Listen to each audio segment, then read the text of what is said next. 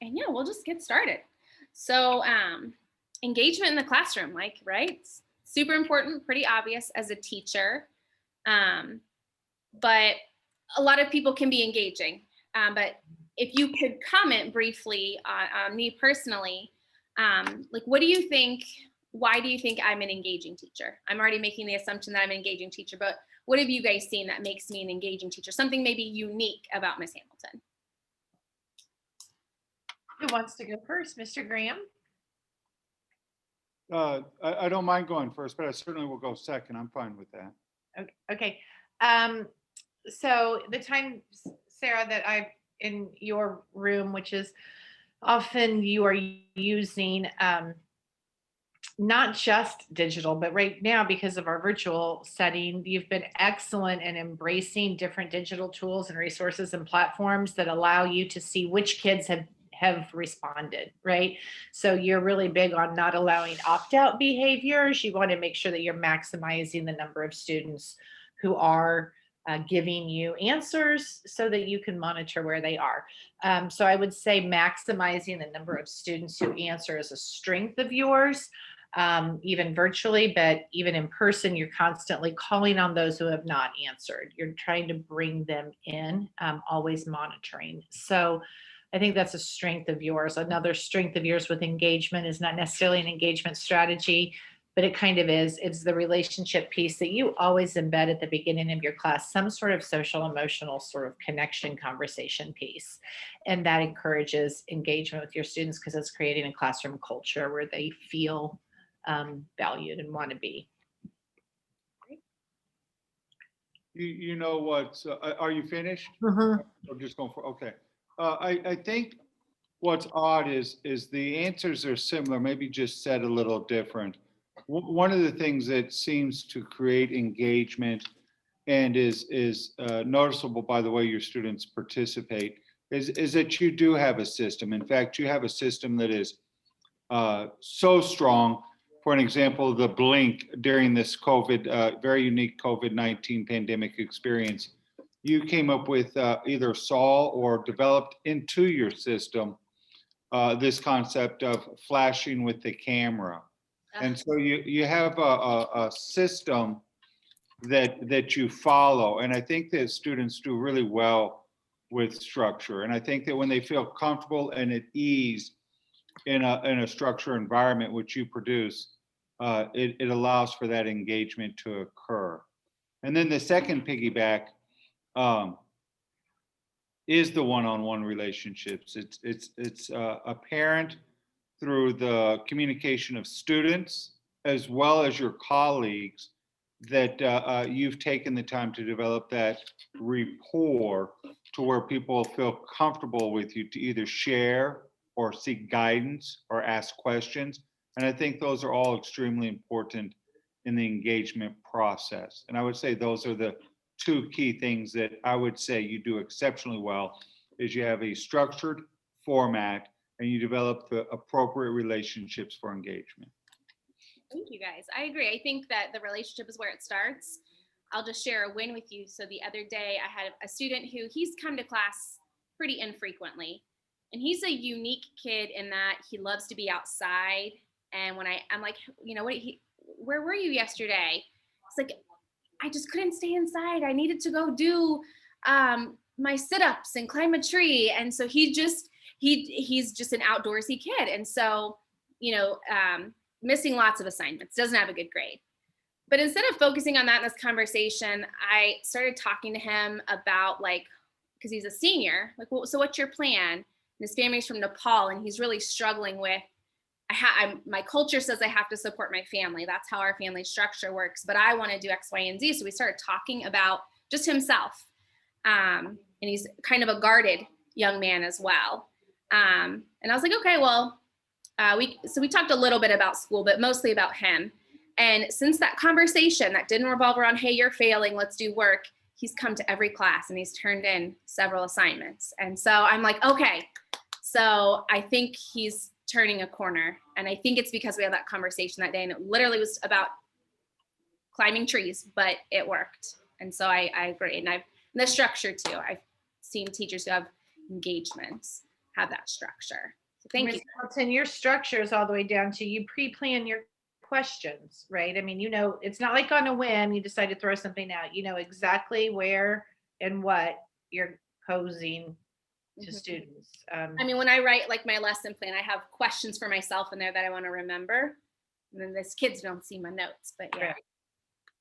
So engagement in general, super important. What are some of the best engagement strategies you all have seen or used?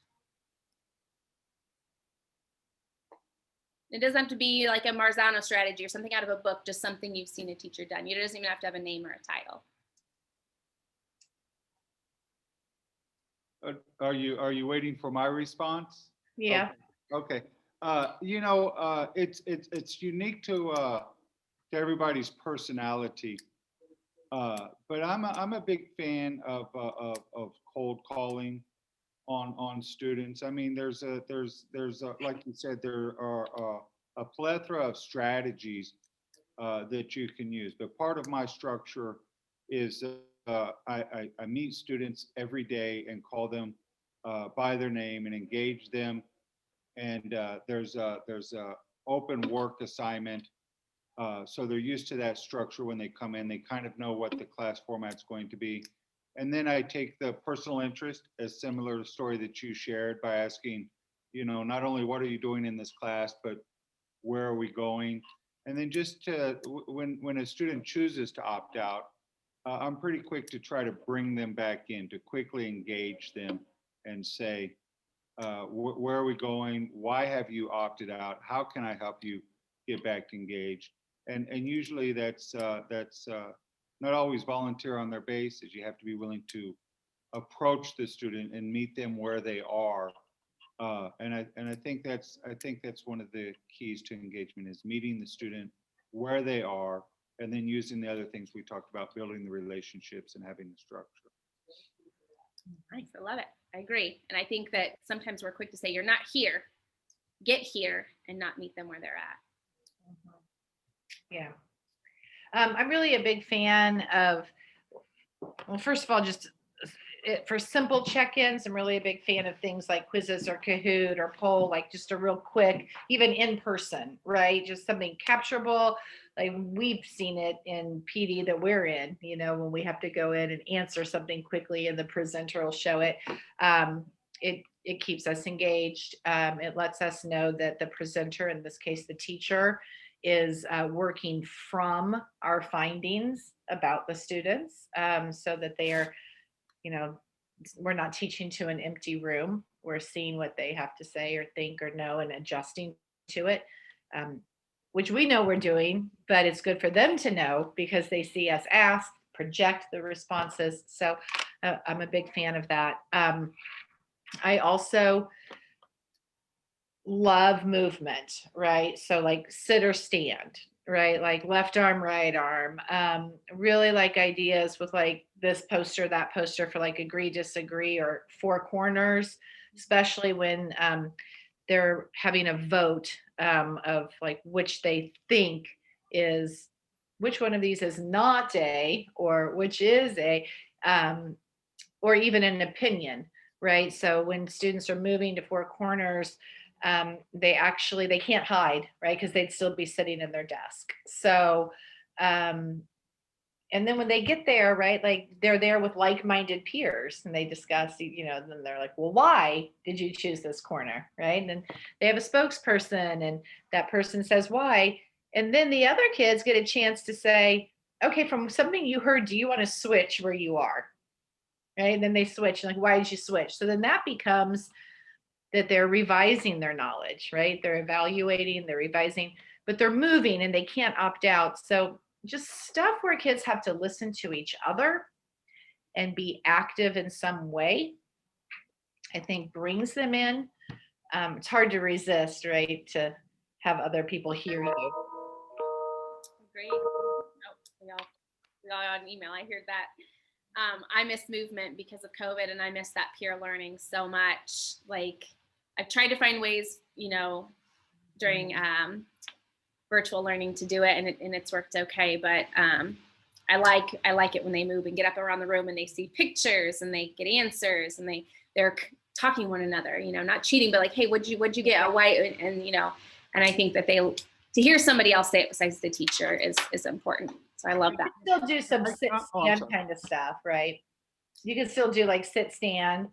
Um, I hadn't thought of that, but that's good for when kids come back. and those who are standing kind of talk about, and if you're sitting, I want you to have an opinion about what you heard from a stand, right? I mean, like you could tweak it. So, Ms. Allen, I'd like to comment on something you said. Mhm. I think that's fantastic. I love. Please excuse the interruption. I have 4 bus changes. Bus 154 will be bus 127. Bus 37 will be bus 428. Bus 109 will be bus 143. Bus 315 will be bus 328. Once again, bus 154 will be 127. 37 will be 428. 109 will be 143. And 315 will be 328.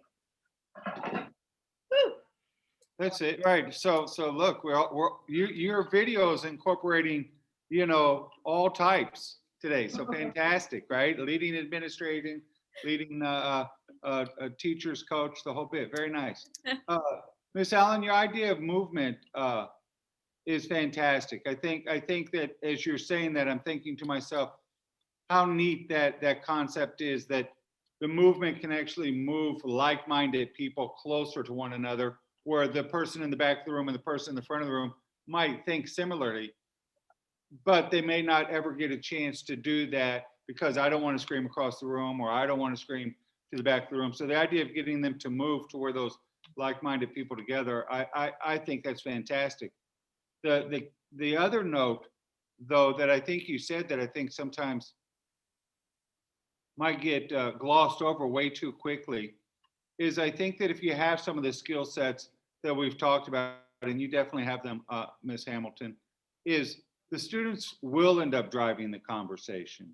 The students will end up, it's not so much about a teacher talking for 20 minutes or 45 or 50 minutes.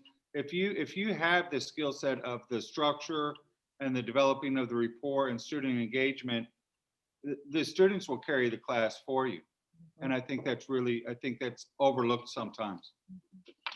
July. That happened the other day too.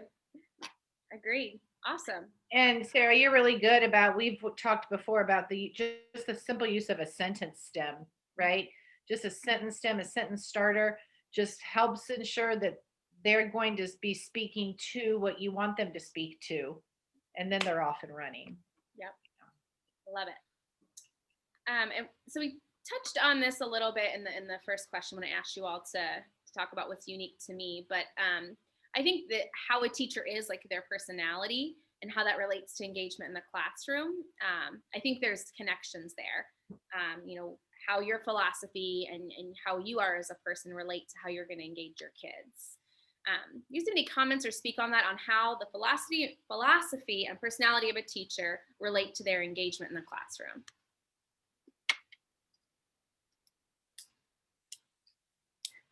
It's the most pivotal and important part, period.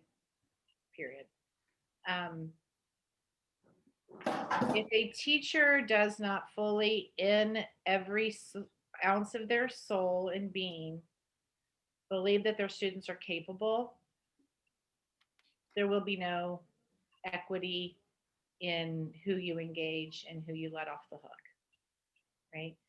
That is a belief system of an adult that changes the life of student one way or the other. Yep. So if your philosophy is not that you will relentlessly get these students where they can be, and you know that they can be, then you're not going to have the personality to greet them at the door and to ask them about climbing the tree and to give this and to care if they're engaged, right? It's at the core of teacher efficacy. If you do not believe in your own efficacy because you believe there are limitations to your students, then you're not working on their behalf. Agreed. I would never want to be too emotional, but what you just said is almost, is so on point that it almost draws out that emotion. And I think, without making it too commercial, I think some of the strongest organizations that can change lives use that mentality. You know, we don't leave anyone on the battlefield is often an expression. Um, and I think you have this, Miss Hamilton. Um, you know, I tell the students on day one that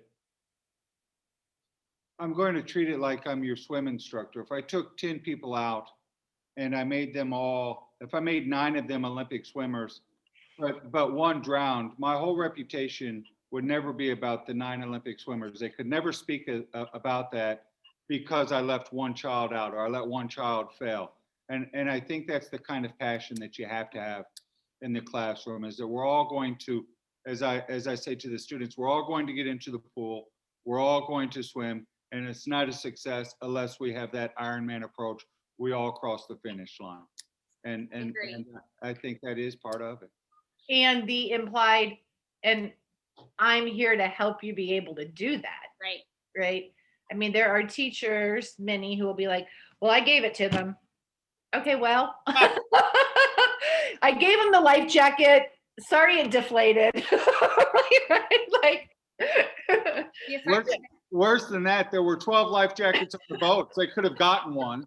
okay, clearly he couldn't swim to get it. So what was your next? Right. like you also have to look at like and just show kids like your personality. You have to be like real. You cannot fake it till you make it as a teacher, and get kids to trust you and engage you, because that all falls in line. Because I mean, I'm a peppy person, like positive, like that energy, but not everybody's like that, and that's okay. And they can still engage their students. And so I think that if you don't pretend to be something, I think you'll get them as well. And if you show them like, I'm like, here's my vulnerability. I'm not good at this. So like, communicate with me. Let's learn together. And you create that environment. I think it helps a lot. And that's another thing. I think if students struggle or aren't engaged, they have their guard up with that teacher. And it's a lot of times for one of those reasons. You know, I'm going to go back to that for a second with your relationships part and the personality part. When you say that students won't engage the teacher, that pushing a student, not letting them opt out, believing in their capability, making sure you're asking them rigorous questions, sending the message that you believe they're capable of answering them, helping them grapple through them, right? Like, that's relationship building too. Mm-hmm. More, just as, right? So it's not just the friendly personality and standing in the door and being friendly, but it's, this teacher believes I can do this. This teacher won't let me off the hook. This teacher cares about me, right? So that pushing academically is also the core of relationship building, where it's a student will approach you, right? Knows that you have their back, right? And I had to say that because there was a meeting about 2 years ago where we were talking about relationships, and I think there's a misunderstanding that means like the visit time, right? And I heard a teacher say in her group, when I was walking around listening to the group, she's like, well, I have great relationships with the kids, but then at a certain time I have to say, okay, come on guys, we got to get to work. And I was like, I'm talking about the getting to work is what's building their relationship with you, that you love them enough to get them to work, right? So Agreed. How true. How true, right? I mean, you are a teacher, right? How true. And one of the last things is just technology and engaging students. Like, how important is that, or why is it important? I'm gonna go off and say that I think technology is important to engage students because in their day and age, they like technology. They like those Kahoots and different things that we can use. So how does that relate to engagement? And even if you want to comment, kind of like, where's that line? Is there a line? Because sometimes it can be too much. It can be too difficult, because you've got to differentiate as well. Interesting. You know, Is this kind of our format? Is that all right with you, Miss Allen? Okay. Um, It, it has turned into that. Yes, that's great. I love it. okay, all right. Um, so the technology piece, I certainly think that technology needs to be taught in school. I think that if you left school and you didn't know how to send a proper email, or if you didn't know how to use the calendar appointments as we discussed even before we came on the recording, I don't think you certainly should learn those things when you're in high school. Um, the reverse of that is sending out emails has not made me a more proficient writer. There's no correlation between me learning an email and becoming a proficient writer. Doing a math quiz on the computer has not improved my math skills. It's recorded my knowledge of math. So there is no direct correlation that the computers in the classrooms have improved ACT testing, that the computers in the classroom have improved the proficiency test that we expect from students. So that might be a little bit of my cynical side, talking about technology in the classroom. But I do think that technology can be an engaging part, but it has to be an extension of the teacher. You can't say, we have technology, so therefore this should be something you can accomplish. I think the technology has to be a direct reflection of the teacher. So if it's the cahoots to get them engaged, it has to be because the teacher has taken that step to make it engagement and educational. The computer itself will not educate the students. And I think sometimes, no one in this group, but sometimes I think that I have seen where people feel the computer can do the education aspect of the puzzle, and I just don't believe that. That's why I brought it up, because I feel like, well, we have it, we have to use it. It makes it better, but does it, or how does that work? Well, actually, Ms. Hamilton, your question is structured as how important is it in engaging students, not in improving student outcomes. Right. Right. There is an assumption there, however, that the more students are engaged, the more they're learning, but not a guarantee, right? Right. Certainly, they're not learning if they're not engaged. We do know that. I'm sort of all over the place on this question. It's changed over the years since I've been in this field for 30 years. And so I've gone from one to the other and back. And now as a parent, I see things differently also. Originally, I would have said not important. A great tool, a great resource, a great extension opportunity. But, one room schoolhouses, kids at all different levels of reading abilities and everything else, those teachers didn't have technology. We did, not you. I didn't grow up with that being a resource in my classrooms, right? Education is not reliant upon that. Education is reliant upon a teacher who makes learning meaningful and real to students, right? So technology is a great extra tool. Oh, I found a new workbook, right? So